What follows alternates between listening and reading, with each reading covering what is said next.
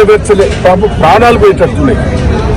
ఒక కార్మికుని ప్రాణం పోయేటట్టున్నది. ఆ వార్త ఇంటనన్నా ఇప్పుడు మీ ఇద్దరం పోగుతాడే లేచిండి మళ్ళా చూసి నమస్కారం పెట్టి మళ్ళీ మంచంలో పడుతున్నాడు.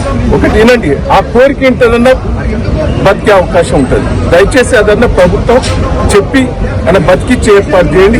ఈయనతోటి ఇంకా చాలా మంది ఆవేదన వెళ్తారు. మీ పార్టీ మద్దతు ఎట్లా ఉంటుంది కార్మికులకి?